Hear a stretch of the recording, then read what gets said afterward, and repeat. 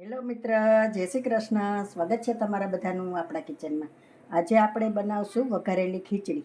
તો મેં મગફાડા ને ચોખા બે સરખા ભાગે લીધેલી છે, એક વાટકી એક, અને ડુંગળી બટેટા સુધારી લીધેલા છે, અને ટમેટાં અને લસણની ઝીણી ઝીણી કટકી કરેલી છે. તો હવે આપણે વઘારી દઈશું.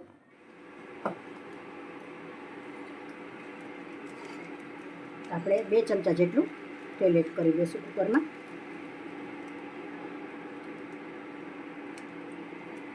તેલને સારી રીતે થવા દઈશું.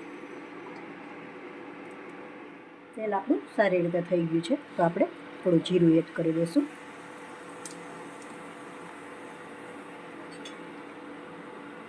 લીલું મરચું,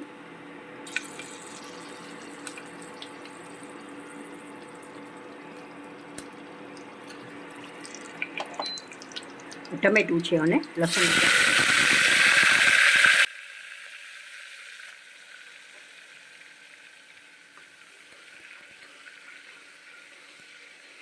હવે આપણે હિંગ એડ કરી દઈશું. બટેટાનો ડુંગળીનો બેનો વઘાર મારી દઈશું.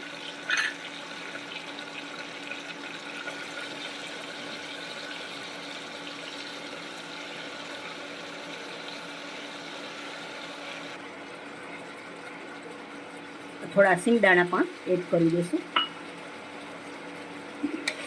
સારી રીતે મિક્સ કરી દઈશું.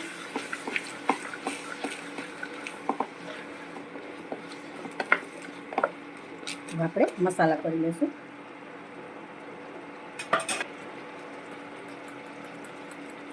એક ચમચી હળદર એડ કરી દઈશું.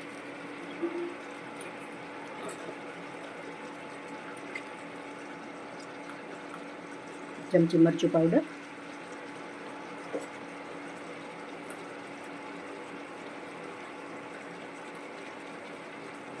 નિમક એક ચમચી. સારી રીતે આપણે મિક્સ કરી દઈશું. 2 મિનિટ માટે આપણે ચડવા દઈશું, એટલે મસાલા આપણા બધા વ્યવસ્થિત ચડી જાય.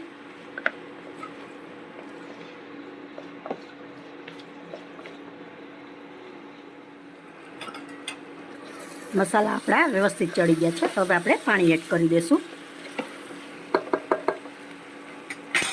આપણે આ બાઉલ ભરીને ખીચડી લીધેલી છે, એટલે આપણે 5 બાઉલ એડ કરશું આમાં પાણીના.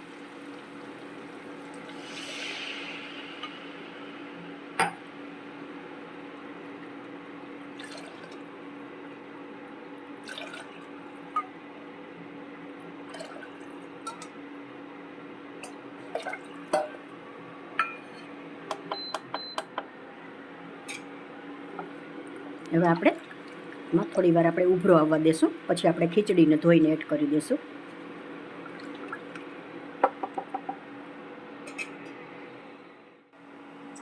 પાણી આપણું સારી રીતે ઉકળી ગયું છે, તો હવે આપણે ખીચડીને ધોઈ લીધી છે, હવે આપણે એડ કરી દઈશું.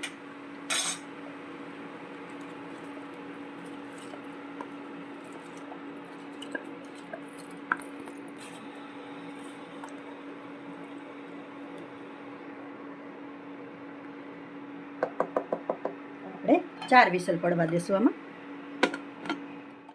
આપણે જોઈ લઈશું.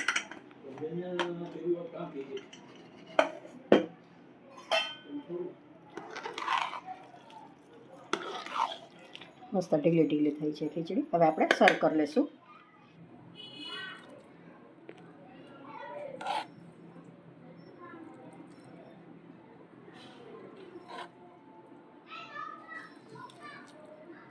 આ 1 વાટકીએ 5 વાટકા એ પરફેક્ટ માપ છે.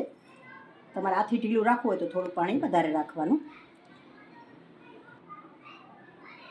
તો જો મિત્રો, તૈયાર છે આપણી વઘારેલી ખીચડી. તો જો તમને મારી રેસીપી પસંદ આવી હોય કરશો, કોમેન્ટ કરશો, તમારા મિત્રોમાં શેર કરશો. ને એકવાર તમે આ રેસીપીથી બનાવીને જરૂરથી ટ્રાય કરશો.